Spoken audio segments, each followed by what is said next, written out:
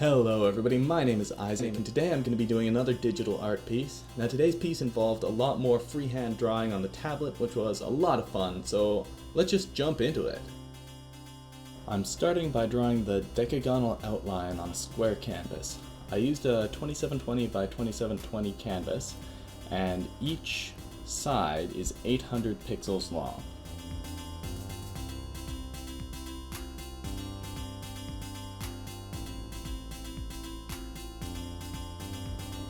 This dotted outline will be used for cutting the completed product out of the page after printing.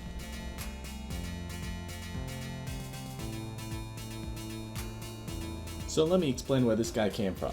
Back when I was a teenager, my friend Eric made this game called Team Extreme, which was just a little tabletop game with little tokens, and each of the tokens represented a character with some various stats, and you move them around, you fight each other. Very fun, very cool.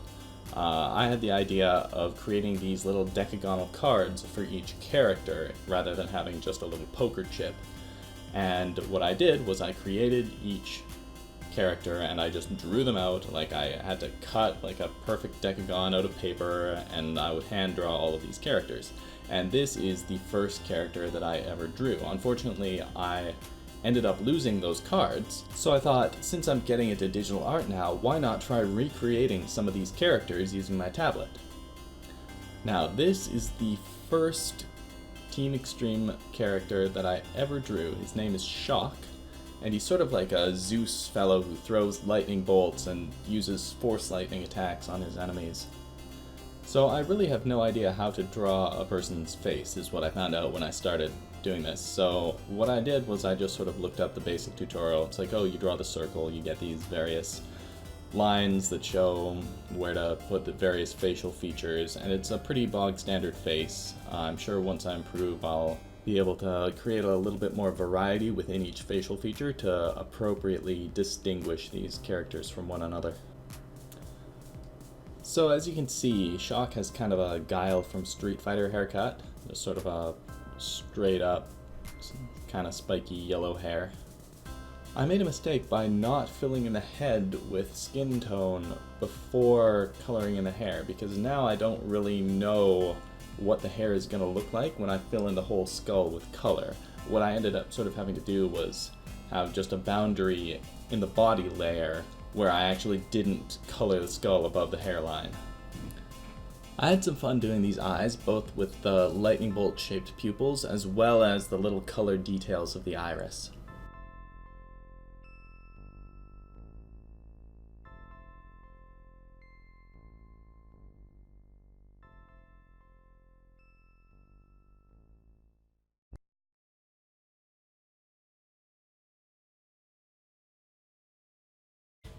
Now this is me realizing that I don't really know how to draw a nose, and then having to go back and re-watch the face tutorial that I was looking at to figure out how they did the nose.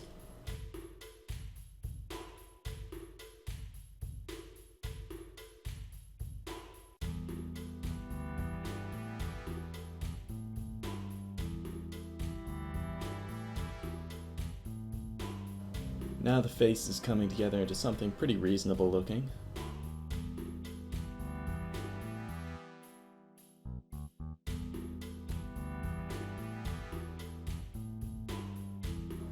Now it's time to get started on the body, and he's in this pose where he's sort of getting ready to throw his thunderbolt of justice at you. His left hand is extended and charged with some kind of Emperor Palpatine-ass force lightning. Now he's got a sweet 8-pack of abs, and we're going to draw some clouds and some lightning in the background so that we don't have to address the question of whether or not he's actually wearing anything.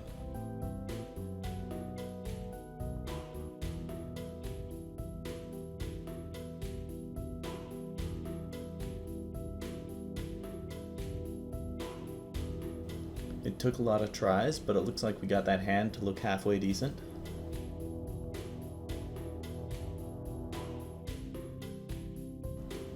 And he gets a nice little bulge there for the trapezius muscle.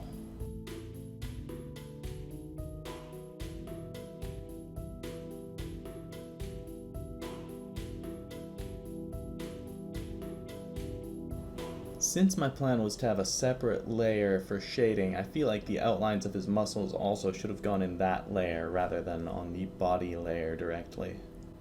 So yeah, here I'm just taking all of those lines and pasting them into a different layer.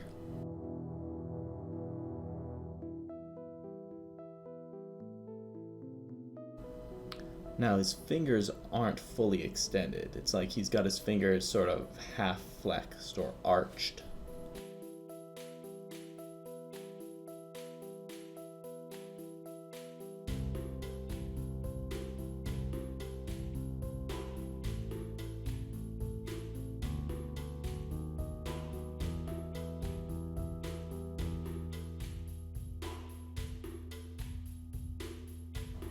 Okay, yeah, drawing hands is pretty damn hard.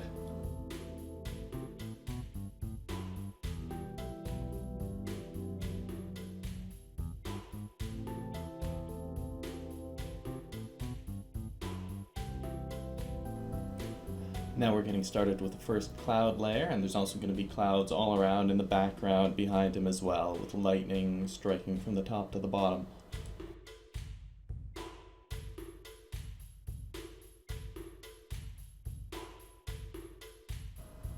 Now I'm doing the force lightning itself. It took me a few tries to get this looking the way I wanted it to.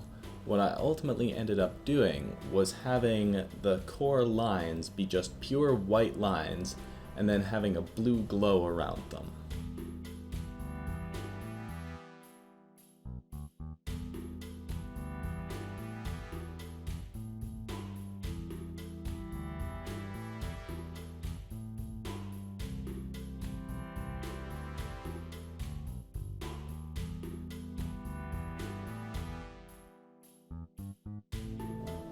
Now I'm getting ready to do the shadows on his body, and one thing that I learned from watching videos about this is that you want to actually move the color on the color wheel, not just take the same color and make it darker. And that gives the shadows a little bit more realism and depth. I guess what it really does is change the sense of the tone of the light. So if you have a cold light, then the shadows are going to be in a warmer shade. Whereas if you have a warm light, then your shadows are going to be colder than what is directly illuminated.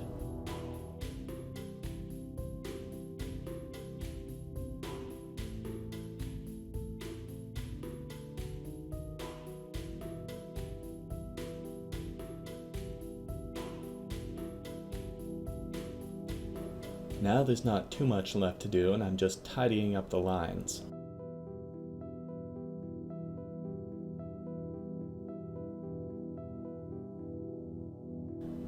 In addition to the shadows, I'm also adding a bit of a blue glow right around the force lightning.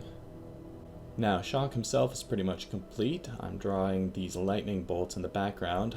I ultimately had to resize Shock to make him bigger here. He doesn't really fill the space, but that won't be shown here. And lastly, of course, we need to get the lightning bolt nipples, an essential feature of this character. So that's it for Shock. I think the next one that I want to draw is going to be a female character. So let me know in the comments down below which of these characters you want to see. The choices are Ivy, Rukia, Blizzard, Volcanica, Mechanica, and Deathlash.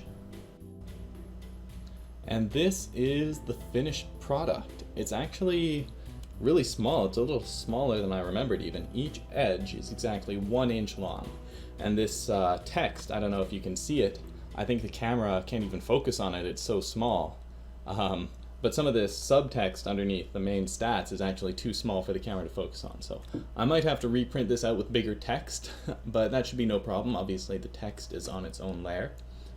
And yeah, that's about it. With a freehand style on the tablet, this is the first person that I've drawn, and I think it came out pretty well, all things considered. So there's obviously a lot to learn and improve on, and I'm looking forward to seeing what I can do on the next one. That's it for today's video. If you enjoyed that video, hit that like button. If you're new here, hit that subscribe button. I hope you all have a great day, and remember, if something's worth doing, it's worth doing badly.